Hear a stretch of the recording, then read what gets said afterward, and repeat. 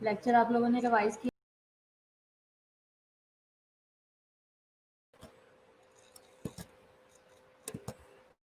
हाँ जी,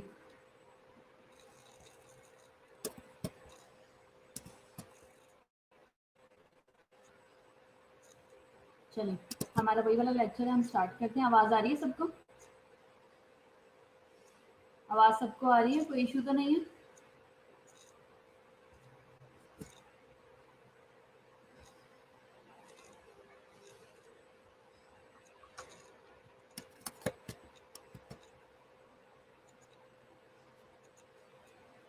मेरी तरफ से एनहांस नहीं होगा, आपकी तरफ से होगा। आप अपना वॉल्यूम बढ़ाओ, मैं ऊंची आवाज़ में बोल रही हूँ। अच्छा, आज का हमारा वही वाला हमारा टॉपिक है, वही वाला हमारा लेक्चर चलेगा, ठीक है। इसको अब हम कंटिन्यू करेंगे जहाँ से हमने एंड किया था। साइकेट्रिक हेल्थ नर्सिंग क्या था, मैंने आपको बताया था। हाँ जी, मेंटल हेल्थ क्या है?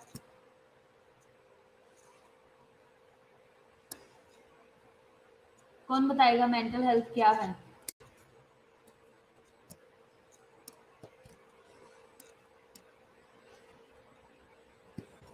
मैंने आपको बताया था कि फैक्टर्स हैं जो मेंटल हेल्थ पे इफेक्ट करते हैं। वो कौन कौन से फैक्टर्स थे? जी,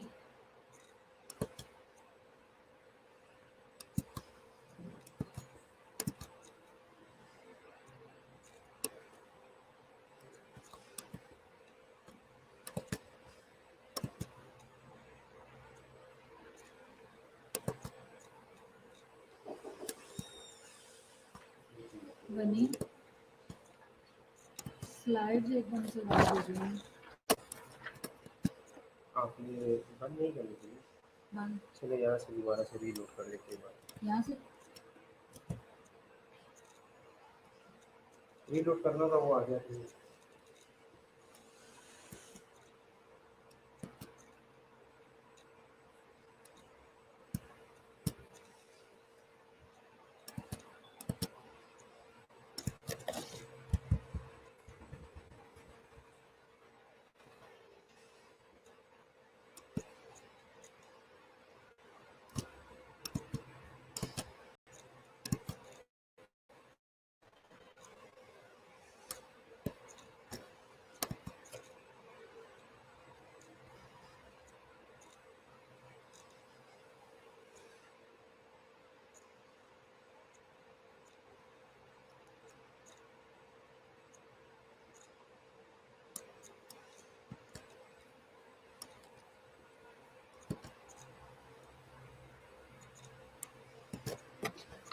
कौन कौन प्रेजेंट है? अलिशबा है, रजा है, सुरुतुलैन है, मरियम है। हाँ जी बच्चों, मैंने आपसे पूछा है मेंटल हेल्थ क्या है और कौन से फैक्टर हैं जो इफेक्ट करते हैं। आपका अभी तक रिप्लाई नहीं आया मुझे। मैंने क्वेश्चन पूछा आप लोगों से।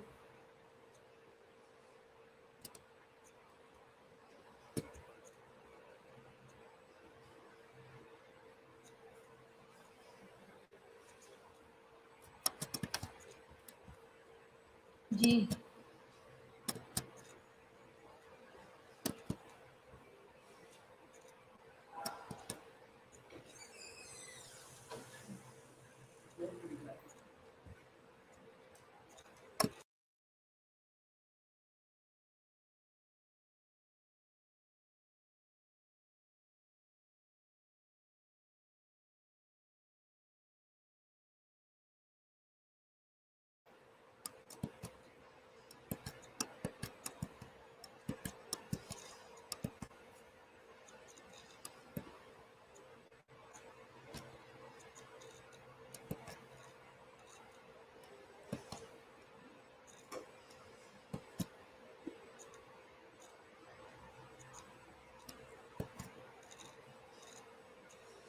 एंजाइटी और सोशल फैक्टर्स भी थे, एनवायरमेंटल भी थे, इंटरपर्सनल भी थे, ठीक है, और इंडिविजुअल फैक्टर भी थे जो इंसान के अपने होते हैं, और सोशल कल्चरल मेंटल इलनेस क्या है ये मैंने आपको बताया था। हाँ, पुअर फैमिली कनेक्शन है, कोई डेथ है, ठीक है। और a person's, फातिमा सनावला ने कहा है, a person's condition with regards to their psychological and emotional well-being है, ठीक है। अच्छा, फिर मैंने आपको जो मेंटल इलनेस है उसकी मल्टीपल आपको वो बताई थी, डेफिनेशंस बताई थी, जिनमें एक WHO की थी, ठीक है, और एक ऑथर की थी। तो उसमें क्या था कि मेंटल इलनेस क्या है ये आपको बताया था, ठीक है। अकॉर्डिंग टू APA क्या है। अच्छा, सेल्फ अवेयरनेस क्या है। हाँ, सोशल फैक्टर्स हैं, ठीक है। अब मैं आपको बताऊंगी कि सेल्फ अवेयरनेस क्या है, ठीक है। Self awareness is the process by which the nurse gains recognition of his or her own feelings, believe and attitudes, ठीक है। सेल्फ अवेयरनेस क्या है कि ये प्रोसेस है, ये एक ऐसा प्रोसेस है जिसमें नर्स जो है वो गेन करती है recognition of his or her own feelings, ठीक है। सेल्फ सेल्फ का मतलब है कि अपना। हाँ, ठीक है। अब ठीक है, अब आप लोग आंसर को यहीं पे स्टॉप कर दो। अब हम लेक्चर स्टार्ट कर दिए, इसी इसके ऊपर जरा आप फोकस करो कि सेल्फ अवेयरनेस क्या है। ये एक ऐसा प्रोसेस है जिसमें एक नर्स जो है वो क्या करती है, वो रिकग्नाइज करती है कि उसकी अपनी फीलिंग्स क्या है, उसके बिलीव्स क्या है और एटीट्यूड्स क्या है। ये नर्स को हमने इधर नोटिफाई करवाया है, लेकिन ये सिर्फ एक नर्स से रिलेटेड नहीं है, एक पेशेंट है, डॉक्टर है और कोई भी हेल्थ केयर प्रोवाइडर है, ये उन सबसे रिलेटेड है, ठीक है। कि अपने बारे में, जो सेल्फ का मतलब है कि अपना, और अवेयरनेस होना, अपने बारे में आपको पता हो कि आपकी क्या फीलिंग्स हैं, कुछ डिफरेंट चीज़ों को लेके आपके बिलीव्स क्या हैं और आपके एटीट्यूड्स क्या हैं टूवर्ड्स एवरीथिंग, ठीक है। कल्चर क्या है। कल्चर है shared pattern of belief, feeling and knowledge that guide conduct and are passed down from the generation to generation, ठीक है। ये क्या है, शेयर्ड पैटर्न ऑफ बिलीव है, यानी कि हम ये कहते हैं कि हमारा कल्चर ये नहीं है, हमारा ये क्या है, ये हमारा पैटर्न है, पैटर्न ऑफ बिलीफ, फीलिंग और नॉलेज है जो कि हम शेयर करते हैं। ये हम इन चीज़ों को हम शेयर करते हैं जनरेशन टू जनरेशन, ठीक है। और ये क्या है, ये गाइड कंडक्ट है कि हमें बता दिया गया है, हमारी फैमिलीज ने, हमारे आबा अजदाद ने, हमारे माँ बाप ने, हमारे पेरेंट्स ने हमें बता दिया कि भाई आपने इस चीज़ को इस तरीके से टैकल करना है, ठीक है। तो वो जनरेशन टू जनरेशन चलता रहता है और फिर उसको कोई भी चीज़ जो है वो उसके अंदर गलत नहीं ली जाती। अब जैसे it is culture not nature that define disease, ठीक है। कल्चर है although it is usually culture and nature which foster disease, ठीक है। क्या है, ये कोटेशन है, it is culture not nature, ये कल्चर है, नेचर नहीं है, दैट डिफाइंस डिजीज, जो कि डिजीज को डिफाइन करता है, although it is usually culture and nature which foster disease, यही है जो कि डिजीज भी बनाते हैं। Believe about causation of illness vary across culture, culture to culture जो है वो डिफरेंट होता है, ठीक है।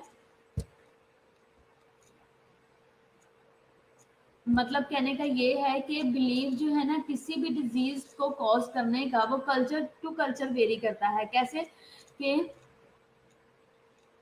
अच्छा, अभी आप लोग शायद मेरी बात को सही तरीके से सुन नहीं रहे हो, आप लोगों को मेरी बात को समझने में मुश्किल आ रही है। अब जैसे अरूज, मैंने आपको कहा है कि ज़रूरत नहीं है अब एक्सप्लेन, अब कोई भी जो है वो डेफिनेशन या कुछ भी बताने की, जो मैंने क्वेश्चन पूछा है ना, मैंने आपको ये कहा कि सिर्फ अब आप जो है वो लेक्चर के ऊपर फोकस करो, उसके बावजूद भी कंटिन्यू मैसेजेस आ रहे हैं।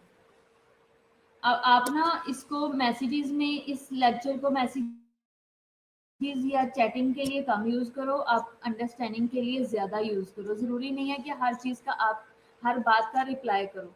जो मैं क्वेश्चन स्पेसिफिकली पूछती हूँ या मैं नॉमिनेट करती हूँ, आप सिर्फ उसका रिप्लाई करो। जैसे मैंने कह दिया कि निम्रा मुझे बताए कि ये चीज़ कैसे है, ठीक है। तो जिस बच्चे से पूछा जाए वो जवाब दे, या अदरवाइज मैं जिसका नाम लूंगी या मैं कहूँगी कि सब लोग बताएं तब। और अगर मैंने कहा है कि अब लेक्चर, बस हम लेक्चर स्टार्ट कर रहे हैं, तो फिर सबने जी जी के मैसेज करना शुरू कर दिया, तो आप इस तरीके से ना करो, ठीक है। क्योंकि फिर आपका सारा फोकस जो है वो मोबाइल पे रहता है या चैट पे रहता है, लेक्चर के ऊपर थोड़ा सा फोकस जो है वो इंटरप्ट हो जाता है, ठीक है।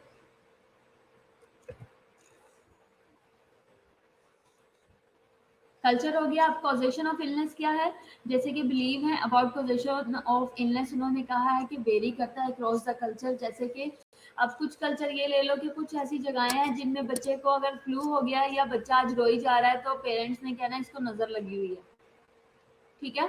जो कि हमारे जो टिपिकल एरियाज है वहाँ के लोगों का ये कंसेप्ट है। लोग ये नहीं देखते,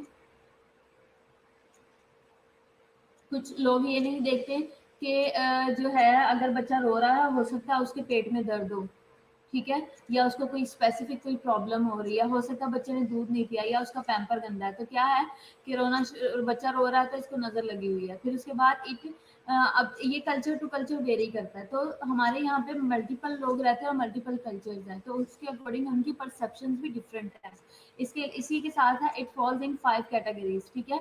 causation of illness according to culture जो 5 कैटेगरीज में जाता है। सबसे पहले क्या है, सोल्ट्री है, ठीक है, ब्रीच ऑफ टैबू है, intrusion of a disease object है, intrusion of a disease causing spirit है, फिर उसके बाद है लॉस ऑफ सोल है। तो ये इस तरह के डिफरेंट डिफरेंट कल्चर्स हैं, डिफरेंट डिफरेंट जो है वो कैटेगरीज हैं, जो कि डिफरेंट बहुत ही हटके जो है वो दुनिया से हटके ही लोग बात करते हैं, जैसे कि ब्रीच ऑफ टैबू है। अब इसमें क्या है कि लोगों का ये कंसेप्ट होता है कि जो हमारी रवायात हैं, हमने जो हमारे वो जो मिथ बनी हुई है, हमारी जो ये कह लो कि हमारी जो खानदानी चीज़ें चलती आ रही हैं या मजहबी जो चीज़ें चलती आ रही हैं, उनके बारे में अगर किसी ने उसको ब्रीच कर दिया तो ये इस वजह से बीमार हुआ है, ठीक है। अब जैसे अगर किसी का बच्चा बीमार है, कुछ लोगों का ये भी कंसेप्ट होता है कि अगर किसी का बच्चा बीमार है तो ये उसके माँ बाप के गुनाहों की सजा है जो बच्चे को मिली है, लोग ये तक कहते हैं।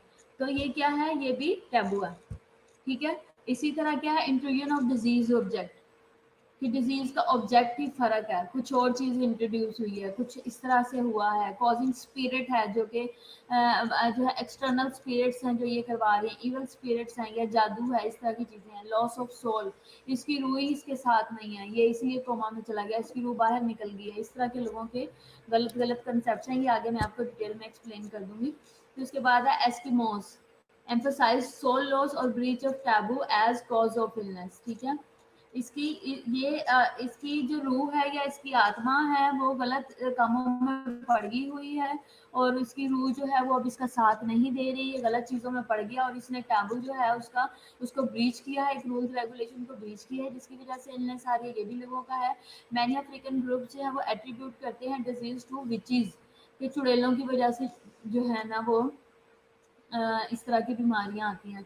एंशियंट ग्रीक जो है वो क्या करता है, attributed illness more to disharmony in the relationship with the universe. अगर यूनिवर्स के साथ जो रिलेशनशिप है उसमें डिसहार्मनी होगी है तब भी ऐसा होता है। यूनिवर्स के साथ कैसे होगी डिसहार्मनी, कैसे कहते हैं, अक्सर मूवीज भी बनी हुई हैं कि जो दुनिया है और जो वो है पूरी जो क्या कहेंगे कि पूरी यूनिवर्स के साथ, यानी कि हमने छेड़छाड़ यूनिवर्स का ऐसा किया है कि हम चांद सितारों के इल्म के अंदर बहुत ज्यादा घुस गए हैं, या हमने खला के अंदर जाके बहुत छेड़छाड़ कर दिया है। हमने एक जो हारमोनी एक प्रॉपर रिलेशन था उसे हमने एक दफा जो है वो खराब कर दिया। जैसे साइंस है बहुत ज्यादा जो है वो बहुत ज्यादा वो हो गई हुई है, साइंस बहुत एडवांस हो गई हुई है। जैसे चांद पे लोग जा रहे हैं, मुख्तलिफ खलाओं में जाके लोग जो है काम कर रहे हैं, और खुद से आजकल जो ये आसमानी बिजली गिरती है इसके बारे में लोग जो है वो खुद इसको बना रहे हैं। और इस तरीके से आपने मैंने एक सीआईडी ड्रामा देखा था, उसमें उन्होंने एक बंदा का मर्डर हुआ था, लेकिन शो ये करवाया गया था कि उसके ऊपर आसमानी बिजली गिरी है, लेकिन ऐसा था नहीं। तो ये क्या है, ये भी जो है वो यूनिवर्स के साथ छेड़छाड़ है, ठीक है। उसके रिलेशन को जो है हमारे रिलेशन में डिसहार्मनी इस वजह से हुई। दूसरा जो एनिमल्स है, एनिमल्स के साथ लोगों के रिलेशंस और ट्रेड जो है वो गलत हो गया हुआ है। जैसे अमेज़न के अंदर आग लगी हुई थी पिछले दिनों, तो ये क्या है, ये भी सारी चीज़ें क्या है कि बेसिकली जो कहते हैं ना कि ये रिलेशन जो है हमारा खराब हुआ तो ये क़यामत की निशानी है, ये उस पॉइंट ऑफ व्यू से है। स्टिग्मा है, स्टिग्मा क्या है, N attribute that is deeply discrediting and reduces the bearer from whole and usual person to a tainted discounted one, ठीक है। ये गॉफमैन ने कहा है 1963 में, ठीक है। इसका जो आर्टिकल है पेज नंबर 3 पे, उसने क्या कहा है कि स्टिग्मा क्या है, एट्रीब्यूट है एक, ठीक है, दैट इज डीपली डिस्क्रीडिंग है और रिड्यूस द बियरर, यानी कि जो ये क्या करता है कि स्टिग्मा जो है बेसिकली क्या है कि अब जैसे आप में से कोई बच्चा है कि वो बोलता ज्यादा है या उसकी लड़ाई हो जाती है, ठीक है, लेकिन वो क्लास ओवरऑल वो अच्छा है लेकिन उसका अपने ऊपर कंट्रोल नहीं है, ठीक है। तो उसको क्या किया गया है कि उस पे एक लेबल कर दिया गया है कि भाई इसको स्टिग्मा दे दिया गया, ये तो है ही लड़ाकू या ये तो है ही पागल या इसकी वजह से ही माहौल सारा खराब होता है, ठीक है। और ये क्या करता है कि इसका इम्पैक्ट जो है वो डीप है, ठीक है। और ये जो हमारी किसी भी चीज को जो बेयर करने का लेवल है, ये उसके ऊपर इफेक्ट करता है। जैसे कि अब आप ये कह लो कि अब नॉर्मली आप लोग जो है वो अच्छा पार्टिसिपेट करते हो, या ये कह लो कि एक दफ़ा एक बच्चे ने एग्जाम के अंदर थोड़ा सा उससे मिस्टेक हो गई, मार्क्स कम आ गए, लेकिन क्या किया कि उसको बार बार दोहराया जाता है उस चीज़ को, उसके लिए इस चीज़ को स्टिग्मा कर दिया गया कि ये बच्चा जो है ये सही पढ़ता नहीं है और ये फेल ही होता है। तो ये क्या करता है, ये हमारी जो पेशेंस लेवल है ये उसके ऊपर भी इफेक्ट करता है। प्लस स्टिग्मा जो है वो एक लफ्ज या एक ताना या एक बंदे के लिए फिक्स वो वर्ड कर दिया गया है जो कि उसके लिए बार बार दोहराया जाता है, ठीक है। कॉन्सिक्वेंसेज ऑफ क्या है स्टिग्मा के, कैन बी डिवास्टेटिंग हो सकते हैं and in some cases worse than the illness itself. ये जो स्टिग्माटाइज लोगों को कर दिया जाता है, एक वर्ड लास्ट टाइम आपको याद है कि हमने एक बात की थी कि लोगों के ऊपर एक कुछ वर्ड्स हैं जो फिक्स कर दिए जाते हैं, ये तो है ही साइको, ये तो है ही ऐसा, ये तो यही करता है, ये तो ऐसे है। तो ये जो चीजें जब किसी के ऊपर स्टिग्मेटाइज की जाती हैं, किसी के ऊपर फिक्स कर दी जाती हैं, तो वो उसकी मेंटल हेल्थ के ऊपर इफेक्ट करती हैं। और जब मेंटल हेल्थ पे इफेक्ट करती हैं तो वो किसी इलनेस से कम नहीं होती, बल्कि वो ज्यादा वर्स होता है इलनेस से, ठीक है। Example of some of the harmful effects of the stigma include refusal to seek treatment, ठीक है।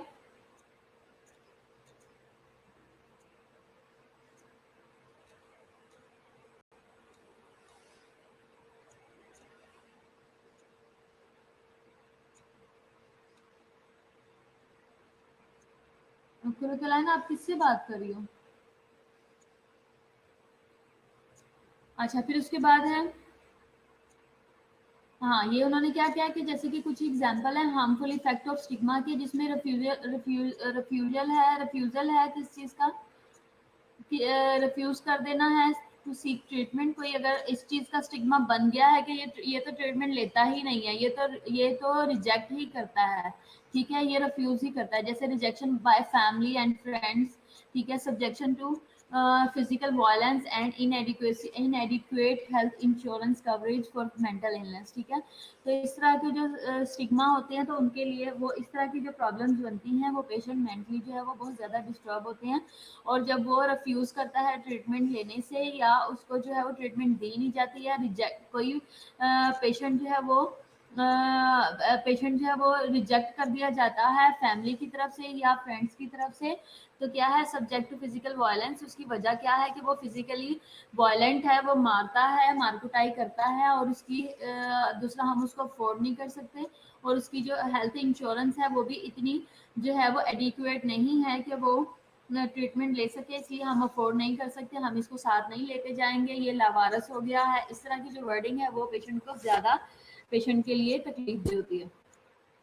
मेंटल हेल्थ इस वक्त पाकिस्तान में किस तरह की चल रही है? In Pakistan it is notable people are unemployed or living below the line of the poverty, and the psychiatric patients are stigmatized that they are mad, and people consider that these patients cannot be cured, ठीक है। अब हमारे पाकिस्तान में जो myth है, जो सबसे बड़ा प्रॉब्लम आता है, वो ये है कि लोगों को, अगर किसी को थोड़ा सा डिप्रेशन है और वो परेशान है, अपसेट है, और वो कमरे में बंद रहता है, तो उसको ये कहा जाता है कि ये पागल हो गया है, उसे मैड बोला जाता है, और ये कंसीडर किया जाता है कि ये कभी भी ठीक नहीं होगा, और ये अब बिल्कुल ही मेंटल हो चुका हुआ है। क्या है, बेसिकली वो थोड़ा सा डिप्रेस है या थोड़ा सा स्ट्रेस में है, और उसे अटेंशन चाहिए, उसे प्यार की जरूरत है। लेकिन वहाँ पे क्या, पाकिस्तान में ये क्या ट्रेंड है कि लोगों को स्टिग्माटाइज कर दिया जाता है बेवजह, ठीक है। जैसे कि पाकिस्तान में जो नोटेबल है, जो कि बहुत ज़्यादा चीज़ नोटिस की जाती है, वो ये है कि अनएम्प्लॉयड जो है, अनएम्प्लॉयमेंट जो है वो बहुत ज़्यादा है। और अनएम्प्लॉयमेंट जो है वो सारी बीमारियों की जड़ है, चाहे मेंटल इलनेस हो, चाहे फिजिकल इलनेस हो, कोई भी हो, ठीक है। तो अनएम्प्लॉयमेंट जो है वो मेन रीज़न है। और इसके साथ साथ लोग क्या है कि लोग living below the line of poverty, के लोग जो हैं पॉवर्टी की लाइन से भी बिलो रह रहे हैं, ठीक है। अब ऐसे भी हमारे खानदान हैं जिनमें उनकी टोटल इनकम जो है वो लेस देन 10,000 है पूरे मंथ की, और उन्होंने पूरा मंथ लेस देन 10,000 में ही सर्वाइव करना है, ठीक है। तो उन लोगों के लिए वो लोग पॉवर्टी से भी नीचे लाइन में रह रहे हैं, ठीक है। पॉवर्टी हम काउंट करते हैं पाकिस्तान में, अगर इनकम जो है वो 15,000 के राउंड अबाउट है, ठीक है। लेकिन जिन लोगों की 15 से भी कम है, लेस देन 10 है, तो वो पॉवर्टी से भी बिलो रह रहे हैं, ठीक है।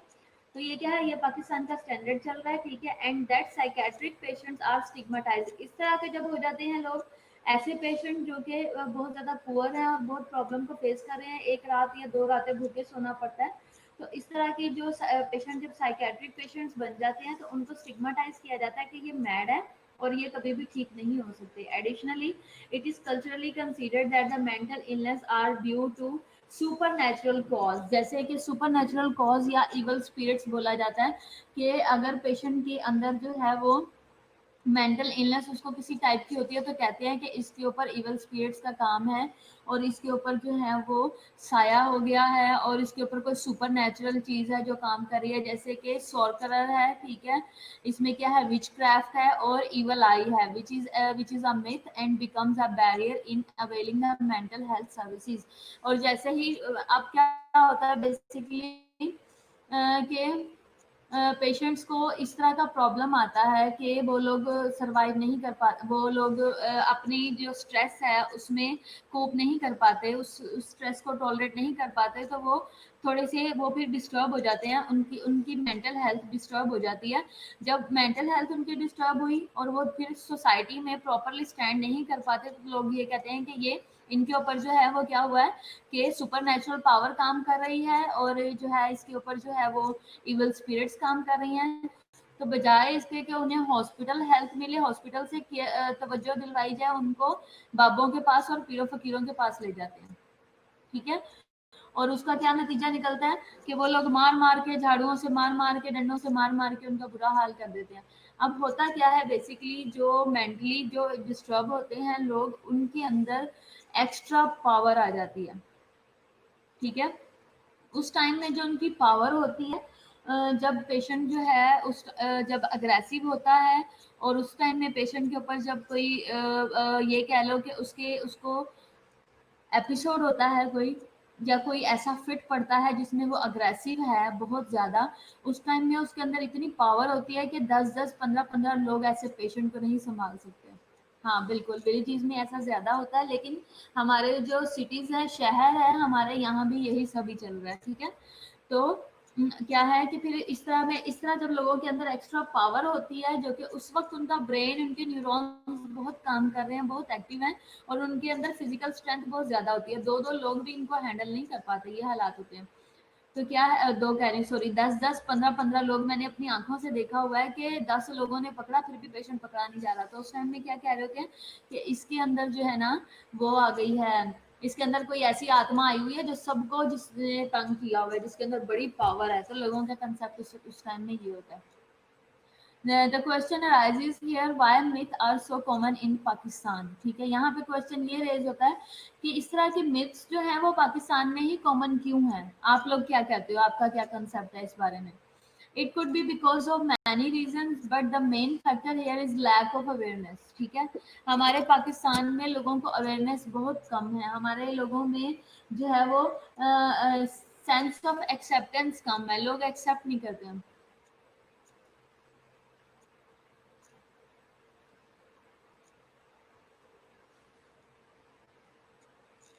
हाँ, ऐसा भी होता है कि बाय बर्थ ही आप, जैसे मेंटली रिटार्डेड होते हैं कुछ बच्चे, मेंटली रिटार्डेड होते हैं, उन्होंने मेडिसिन, मदर ने डाइट अच्छी नहीं ली होती ड्यूरिंग प्रेगनेंसी, और सारा खेल जो है वो ड्यूरिंग प्रेगनेंसी का ही चल रहा होता है। अगर उस टाइम में ही पेरेंट्स अच्छे तरीके से जो है वो चीज़ों को, बेबी बेसिकली होता इशू ये है कि जो लोगों का कंसेप्ट ये है कि जब बच्चा पैदा हो गया उसकी तब केयर करनी है, ठीक है। तब बेबी हेल्दी, बेबी बाद में हेल्दी करना है, बेसिकली इशू ये नहीं है। बेबी अगर आपको हेल्दी चाहिए तो जब अभी माइंड ही बनाया है कि हमने बेबी लेना है, तो हमें तब ही डाइट अच्छी लेनी है ताकि ओवम और स्पर्म दोनों ही हेल्दी हों। तो बेसिकली बेबी ने तब से ही हेल्दी होना शुरू होगा जब ओवम और स्पर्म ही हेल्दी होंगे। तो ब्रेन पे इफेक्ट बहुत ज़्यादा होता है मदर की डाइट का, मदर की मेडिसिन का, ओवरऑल हर चीज़ का, तो इसलिए बहुत ज़रूरी है इन चीज़ों पे फोकस करना।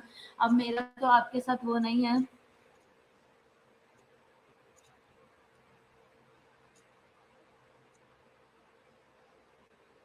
अच्छा, फिर उसके बाद क्या है, the awareness regarding mental health. ठीक है, ये क्या है, डिमिस्टिफाइज कॉमन मिथ्स है by revealing the facts and promote करता है हेल्थ सीकिंग बिहेवियर को। पब्लिक के अंदर अवेयरनेस क्या करती है, मेंटल हेल्थ से रिलेटेड हमारी जितनी भी कॉमन मिथ्स हैं उनको रिवील करती है, और जो फैक्ट्स हैं और प्रमोट करती है हेल्थ को। ठीक है,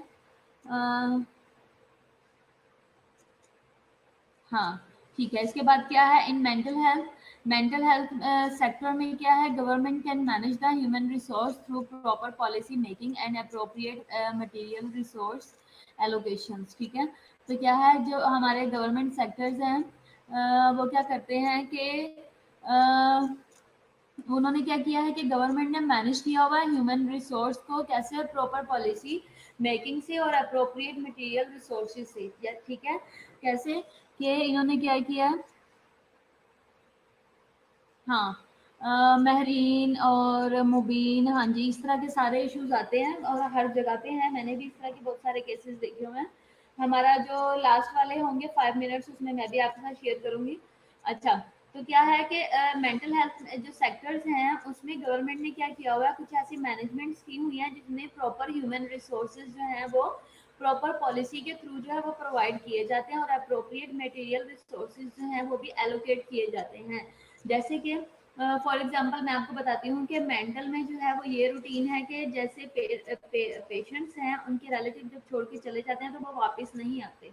ठीक है, तो एड्रेस गलत लिखवा जाते हैं, फ़ोन नंबर गलत लिखवा जाते हैं, ताकि वापस इस पेशेंट को हमारे पास ना छोड़कर सिर्फ पक्का पक्का हॉस्पिटल में छोड़ देते हैं, क्योंकि उन्हें पता है कि हॉस्पिटल में 3 टाइम का खाना भी मिलता है, 2 टाइम की चाय भी मिलती है। ठीक है, और प्लस जो है वो हॉस्पिटल के अंदर कपड़े भी दिए जाते हैं, और सारे रिसोर्सेज हॉस्पिटल में प्रोवाइड किए जाते हैं। अब हॉस्पिटल ने क्या किया है कि हॉस्पिटल ने एक जो है वो ह्यूमन रिसोर्स का काम भी स्टार्ट किया हुआ है, प्लस अब गवर्नमेंट को पता है कि इन बेचारों को किसी ने पूछना नहीं है। ठीक है, हाँ, अब क्या है कि लोगों को पता होता है हॉस्पिटल को कि इन बेचारों को पेरेंट्स छोड़ गए, अब इनको कोई लेने तो आएगा नहीं, इसलिए हमने ही इनको संभालना है। तो वो रिसोर्सेज ही, अब ईद पे कभी आप लोगों का चक्कर लगे, ईद पे इन लोगों को हर तरह की फैसिलिटी दी जाती है, खाने से लेके पहनने ओढ़ने से लेके फ्रूट मिठाई हर चीज़ दी जाती है। ठीक है, ताकि ये लोग अपने आप को कहीं से भी कमतर महसूस ना करें।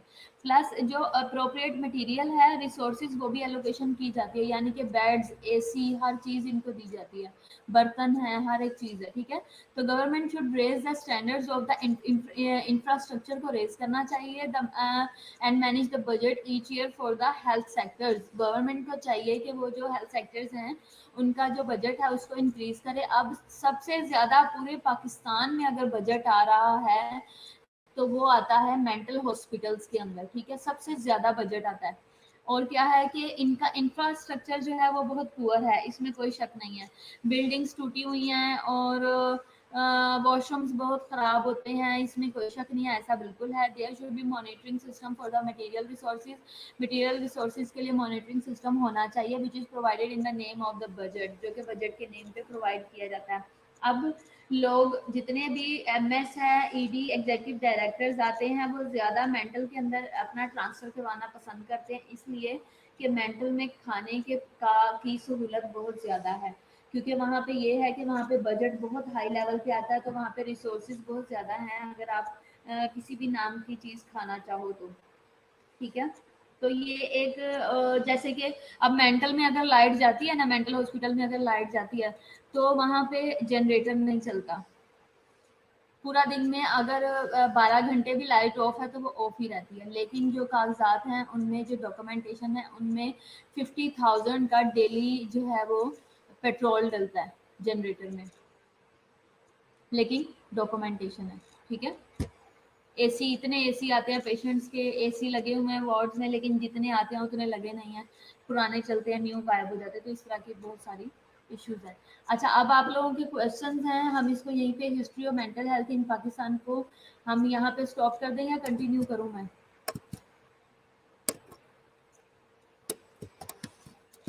थोड़ा सा पढ़ लेती हूँ। अच्छा, इसमें क्या है, हिस्ट्री क्या है मेंटल हेल्थ की पाकिस्तान में। At the time of the independence in 1947 there were 3 asylums थे लाइक हॉस्पिटल ईच एट। एक जो है वो हैदराबाद में था, एक लाहौर में था, एक पेशावर में था। लाहौर वाला अभी है, बाकी दोनों भी चल रहे हैं विद टोटल 200 बेड्स हैं। These were in a miserable shape with no psychiatrist and managed by the medical officers only. These hospitals were called mad houses and the patients were often brought in chain. ठीक है, कि चेनों में उन्हें बांध के रखा जाता था। फिर उसके बाद है, हाँ जी, करप्शन है। जवेरिया ठीक कह रही है, क्या नाम है, अलिशबा भी ठीक कह रही है। ठीक है, फिर उसके बाद क्या है, the state of the this state of affairs went on for a number of years until the government decided to establish the first psychiatric unit each at the Jinnah Postgraduate Medical Center, ठीक है, Karachi, and the government new hospital Lahore in years 1965 and 1967 respectively। ठीक है, फिर उसके बाद the establishment of the psychiatric services at rural health centres and basic health units has remained are doing to date.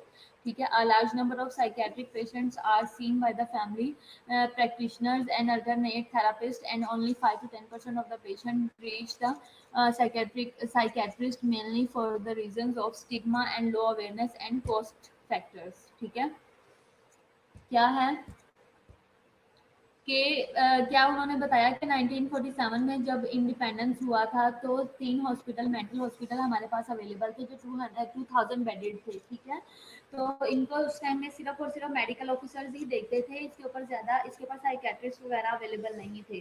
ठीक है, और जो इसके साथ क्या है, स्टेट ऑफ अफेयर क्या है, went on for a number of years until the government decided. अच्छा, काफ़ी साल लगे और फिर उसके बाद इन्होंने डिसाइड किया कि भी एक प्रॉपर साइकेट्रिक यूनिट होना चाहिए।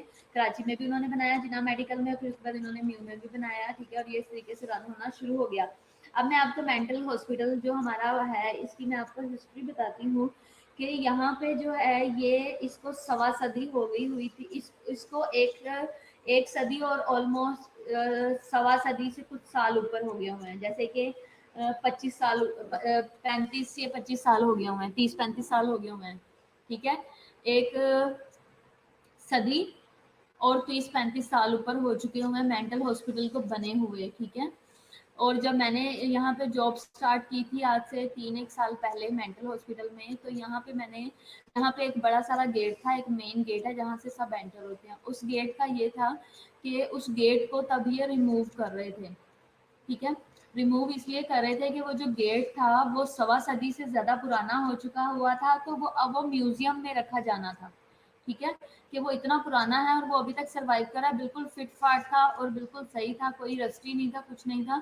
तो उसको निकाल के उस गेट को और उसको जो है वो म्यूज़ियम में रखा गया। अगर आप पुराना जो मेंटल हॉस्पिटल अगर आप सर्च करो लाहौर का, तो उसके ऊपर बड़ा सारा एक गेट आपको नज़र आएगा। मैं उस गेट की बात कर रही हूँ। अभी उन्होंने लोकल एक आम गेट लगा दिया है जो हवा भी चले तो हिलता रहता है।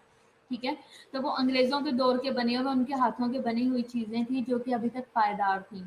ठीक है, तो वो फिर ये हॉस्पिटल जो है, ये मेंटल हॉस्पिटल पहले ये यहाँ पे ये जेल हुआ करता था, और यहाँ पे जो हमारे पुराने सुरमा हैं उन सुरमा को भी यहाँ पे रखा जाता था, जैसे कि बहादुर शाह जफर है, उसको रखा गया, और बहुत सारे पुराने पुराने जो जंगजू थे हमारे उनको यहाँ पे कैद किया गया था, जो कि जब हमारी पार्टीशन हो रही थी तो अंग्रेजों ने इन्हें वहां से पकड़ पकड़ के इधर कैद में डाला था। ठीक है, तो इस वजह से कभी आप विजिट करोगे तो आप देखना कि उसकी सारी वार्ड्स जो है वो जेलों की तरह बनी हुई हैं। ऊपर भी सारे सेल्स हैं, नीचे भी सारे सेल हैं, हर तरफ सेल ही सेल हैं। तो ये पहले जेल हुआ करता था। और ये जो है, आपने कभी आपका जेल रोड की तरफ चक्कर लगा हो तो मेंटल हॉस्पिटल जो है वो शमा स्टॉप है एक, जो कि मजंग वाली साइड पे लगता है, जेल रोड से आगे मेंटल हॉस्पिटल जो है वो जेल रोड पे है। तो जेल रोड से आगे मजंग एक चुंगी आती है, मजंग और शमा तक जो है वो सारा मेंटल हॉस्पिटल था।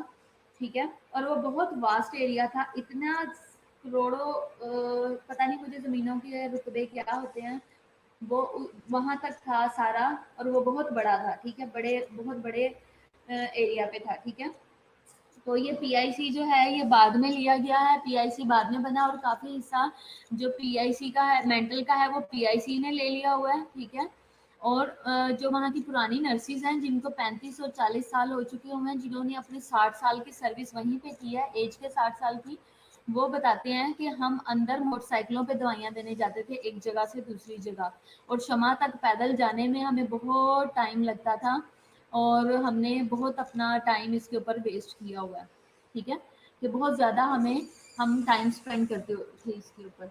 तो इस तरह से इसकी ये प्रीवियस हिस्ट्री है, ठीक है। और क्या है कि अभी भी ऐसा है, अभी भी काफ़ी बड़ा है, और अभी भी आप कभी अंदर जाओ तो आप देखो कि आपको बहुत ज़्यादा पैदल चलना पड़ता है, ठीक है। लेकिन अभी उतना नहीं है जितना आप शमा स्टॉप तक, जैसे मैं आपको बता रही हूँ कि आपको पैदल जाना पड़ेगा, तो वो काफ़ी लेंथी था, ठीक है। तो अभी क्या है कि अभी फिर अच्छा ऐसा हुआ कि अभी भी हमारी गवर्नमेंट जो है वो इसको खाने के चक्करों में रहती है। अभी जैसे ही ये हुआ था कुछ अर्सा पहले की बात है कि ये जब मैं आपको ये डोर वाला, तब नवाज शरीफ की हुकूमत थी, उस दौर में आप अंदाजा लगा लें, नवाज शरीफ की हुकूमत थी, और एक दफ़ा ये ऑर्डर आया था कि मेंटल हॉस्पिटल सारे का सारा जो है वो वाघा बॉर्डर की तरफ शिफ्ट हो रहा है, ठीक है। इसको सारे हॉस्पिटल को बॉर्डर की तरफ शिफ्ट कर रहे थे। बेसिकली ये ज़मीन बहुत बहुत बड़ा है मेंटल हॉस्पिटल, और दूसरा यहाँ की ज़मीन बहुत ज़रखेज़ है, और यहाँ के जो दरख्त हैं वो दरख्त बहुत ही पुराने हैं, और ये दरख्त वो वाले हैं जो कि डिमांडेड दरख्त होते हैं, जिनकी लकड़ी बहुत ज़्यादा जो है वो कामों में आती है, जैसे कि जो मतलब महंगी वाली लकड़ी है वहाँ के दरख्तों में जितने भी हैं, ठीक है, अच्छे वाले दरख्त लगे हुए हैं, तो वो पुराने दौर में ही ये सारी चीज़ें चल रही हैं।